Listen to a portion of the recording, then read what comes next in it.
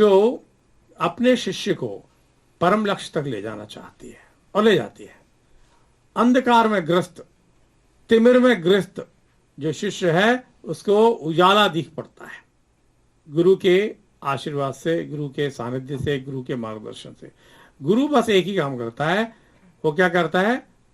वो धुलाई करता है, सफाई करता है व्यक्तित्व की, और अनगढ़ व्यक्तित्व को सुगढ़ बनाता है, भटके हुए व्यक्तित्व को सही रास्ते पर लगाता है। तो वास्तव में गुरु जो है एक ऐसी शक्ति है जो जब जीवन में आ जाती है तो जीवन, व्यक्तित्व का अपना जीवन है वो लक्ष्य रहित नहीं होता, लक्ष्य मिल जाता है, उद्देश्य मिल जाता है, समझ में आ जाता है और वो काम पे लगाता है। गुरु 3 काम करता है। पहला क्या करता है? वो उन शिष्यों को ढूंढता है, उन आत्माओं को ढूंढता है जिनको पिछले जन्मों में उसने मार्गदर्शन दिया था, लेकिन वो पूर्णता तक नहीं पहुंचे, उस लक्ष्य तक नहीं पहुंचे जहां तक उसको पहुंचाना। उनको ढूंढता है, उनको जन्म दिलवाता है जो सदगुरु होता है, और फिर अपने सानिध्य में ट्रेनिंग देता है, अपने सानिध्य में मार्गदर्शन देता है, तपस्या करवाता है। और जब ये ट्रेन कर देता है तो तीसरा काम क्या करता है? काम पे लगाता है। क्योंकि व्यक्ति यदि निठल्ला हो जाएगा तो क्या होगा? जल्दी से उसके अंदर मूर्ता आ जाएगी, आलस्य से ग्रस्त हो जाएगा। तो गुरु क्या करता है? जो उसको सिखाया है उसको कहता है जा आप समाज में काम कर। एक कहानी याद आती है और ये सत्य घटना है।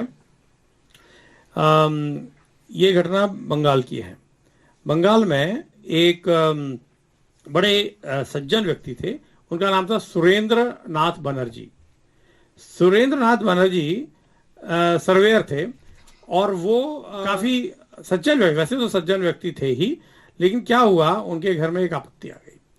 आपत्ति क्या आई कि उनकी पत्नी की मृत्यु हो गई, उनकी एक लड़की थी उसकी मृत्यु हो गई, तो वो अवसाद से ग्रस्त हो गए। सारा टाइम बेचारे परेशान रहते, स्ट्रेस में रहने लगे, कुछ समझ में नहीं आया। तो उनको पता था कि उनके क्षेत्र में महान संत सूर्यानंद गिरी रहते हैं, तो उनकी शरण में गए, बड़े दुखी थे और जाके चरणों में बैठ गए और बोले कि गुरुवर, मैं आपकी शरण में आया हूं, मुझे आप शिष्य बना दीजिए। जैसे ही उन्होंने ये कहा तो सूर्यानंद गिरी जी महाराज उखड़ पड़े और गुस्से में बोले, तुम कैसे कह सकते हो कि मैं तुम्हें शिष्य बना लूंगा? तुमने किया क्या अभी तक? केवल अपने परिवार तक सीमित रहे, जबकि भगवान ने तुम्हें संपन्न बनाया था। तुमने लोगों के लिए क्या किया है? समाज के लिए क्या किया है? कितने लोग कष्ट में पड़े उनके लिए क्या किया है? घर के लिए तो सभी करते हैं। जाओ पहले समाज सेवा करो, पहले समाज सेवा करो, उसके बाद देखेंगे। जो सुरेंद्र नाथ बनर्जी थे, पढ़े लिखे थे, सज्जन थे, उन्होंने तुरंत ही सूर्यानंद गिरी जी महाराज का जो वाक्य था, आखिरी वाक्य था, जाओ समाज की सेवा करो, इसको उन्होंने एक मंत्र की तरह रिसीव कर लिया। इसको कहते हैं ना, मंत्र मूलम गुरुर्वाक्यम, गुरु का वाक्य मंत्र के मूल है। तो उन्होंने समझ लिया यही मेरा मंत्र है, उसको जीवन में धारण कर लिया और जितनी देर तक वो जॉब करते रहे, जॉब के साथ साथ पूरा टाइम समाज की सेवा में लगाते रहे। और जब उनकी रिटायरमेंट हो गई, उसके बाद उन्होंने जितना पैसा बचा था वो भी लगा दिया समाज सेवा में। कष्ट में, पीड़ित में जो लोग हुआ करते थे उनकी हेल्प किया करते थे। और फिर आखिर में क्या हुआ, उनका पैसा जब खत्म होने लगा तो उन्होंने एक जूट मिल में जॉब कर ली और उसके माध्यम से जो पैसा मिलता था वो भी लगाते थे।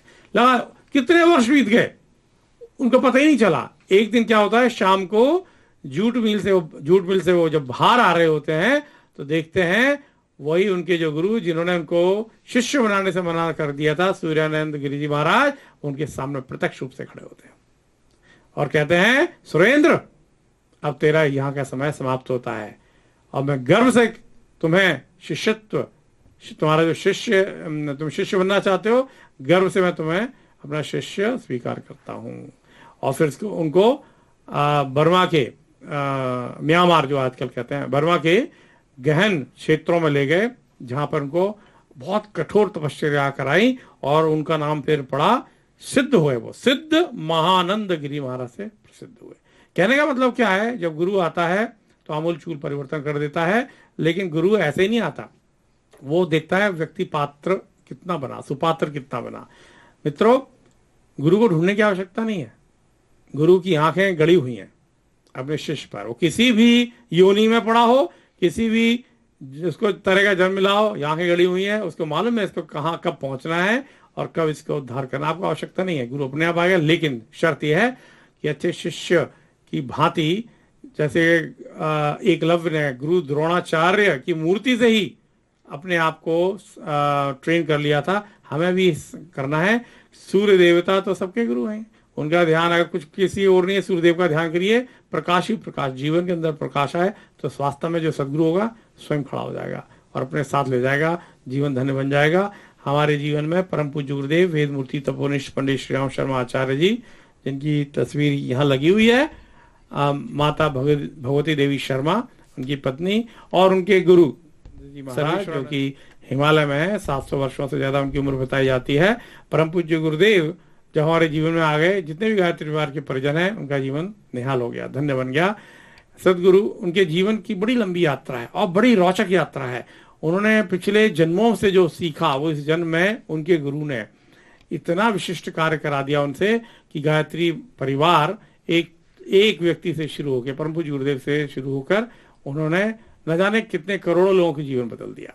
आज इस गायत्री परिवार में करोड़ों लोग हैं, करोड़ों अनुयायी हैं, लेकिन सबका लक्ष्य क्या है? मनुष्य देवत का उदय, धरती पर स्वर्ग का अवतरण। जो गुरुदेव ने बताया था कि सबसे पहले अगर सुधार करना है तो अपना सुधार करिए, उसके बाद आती है अपने परिवार की बारी और फिर समाज की बारी आती है, राष्ट्र की और विश्व की बारी आती है।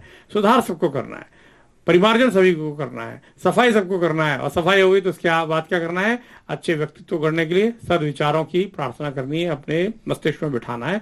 परम पूज्य गुरुदेव ने यही कहा, संसार की सबसे बड़ी सेवा अपना सुधार है, और इसी को आगे बढ़ते हुए गायत्री परिवार के लोग चाहे जो भी कुछ कर रहे होते हैं, जो भी जॉब, जो भी बिजनेस करते हैं, अपना समय निकालते हैं और परम पूज्य गुरुदेव के मार्गदर्शन में तरह तरह की एक्टिविटीज करते हैं। चाहे बाल संस्कारशाला चलाते हो, चाहे प्रज्ञा मंडल चलाते हो, वृक्षारोपण करते हो, या लोगों के मानस को बदलने के लिए, उनके स्ट्रेस उनको फ्री करने के लिए जो कुछ हो पड़ सकता है वो करने का प्रयास करते हैं। परम पूज्य गुरुदेव ने 3000 से ज्यादा बुक्स जो लिखी हैं उनको पढ़ते हैं, पढ़ाते हैं।